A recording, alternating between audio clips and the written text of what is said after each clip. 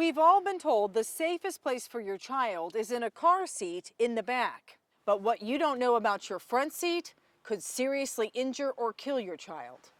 Good morning, birthday girl. 17-month-old Taylor Warner was the kind of baby who lit up the room. She was just the sweetest little thing in the world. She loved the water and was just learning how to walk. She'd only been walking a few weeks, and she was just starting to talk, and she was starting to come into her own. But in an instant, she was gone. Then that was the end of it. We didn't really get to know her anymore. Taylor was in her car seat when the Warners' 2010 Honda Odyssey was rear-ended. It was a minor accident that turned into a devastating crash. That's because the driver's seat collapsed on impact and struck Taylor in the face. It was head trauma, and that the seat had hit her in the face, and that was what caused the brain bleed that they couldn't stop. After the Warners buried their baby girl, they realized they were not alone. According to the Center for Auto Safety, 898 children have been killed in rear-end collisions in the past 15 years, all of them sitting in the back seat. The problem solvers dug up 100 lawsuits blaming those deaths on seatback failures. It's a bigger problem than most people think. The Fox 31 problem solvers obtained this crash test video showing what happens when a front seat breaks. The driver is thrust into the back, often delivering a fatal blow to the child behind him or causing catastrophic injuries. But if you think this couldn't happen in your car, think again. There's no testing that's available to the consumers that allows them to know how safe or how unsafe their vehicle is. Colorado attorney Jim Gilbert is an expert in seatback failure.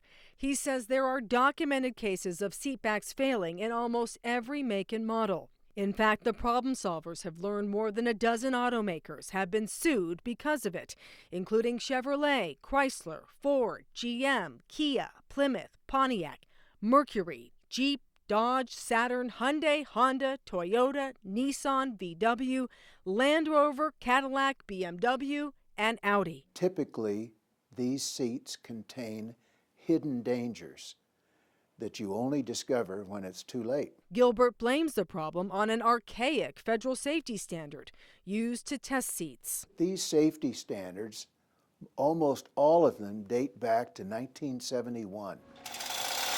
The test is simple. A winch slowly pulls the seat back. If it doesn't break, it's good to go. Gilbert showed us how this $5 lawn chair easily passed the test. Banquet chairs will pass, cardboard chairs, your lawn chairs, your folding chairs that you take to the beach or you take to your kids' ball games, or you take, those pass. So if those pass, what's the point in having a seat in your car? Might as well just sit on a milk crate. And it's laughable how poor the safety standards are. What's worse, Gilbert claims, the automakers and the National Highway Safety Administration have known about the danger for decades. What do you think the hesitation is? Why? Money? Ironically, Gilbert claims it would cost just a few dollars per seat to fix the problem. This is from a case I tried. Using a seat that collapsed in an actual crash where the driver was paralyzed, Gilbert and his team of engineers reconfigured the design by simply adding a second stiffener or recliner on the right side. So now you had a stiffener on this new seat on the left, as well as a stiffener on the right. And when they put their homemade seat to the test, and we found a significant increase in the strength of that seat, safe for you and safe for your child in the back. the problem solvers reached out to the National Highway Traffic Safety Administration for answers. They sent us a statement that says in part, NHTSA has considered changes to its seating standards for years, but rear impact crashes account for roughly 3% of all traffic fatalities. Fatal crashes in which seat failure occurs are even less common.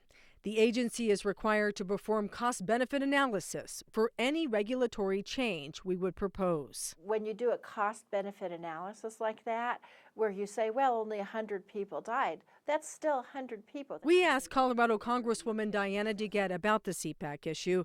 She says our investigation and other recent stories have opened her eyes. DeGette says if the National Highway Safety Administration fails to do something about it, Congress will. I will make sure that we investigate fully the condition of these cars, the conditions of these seats, and that we hold NHTSA and the rest of the government agencies accountable.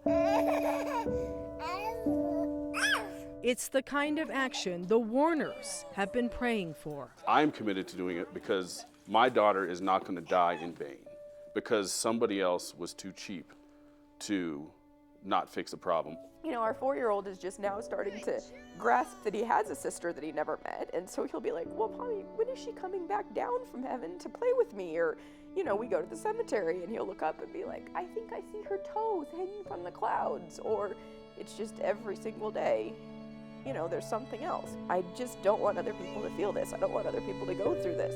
Come get Mommy, come on. Until NHTSA changes the testing standards, experts recommend that you put your car seat in the middle.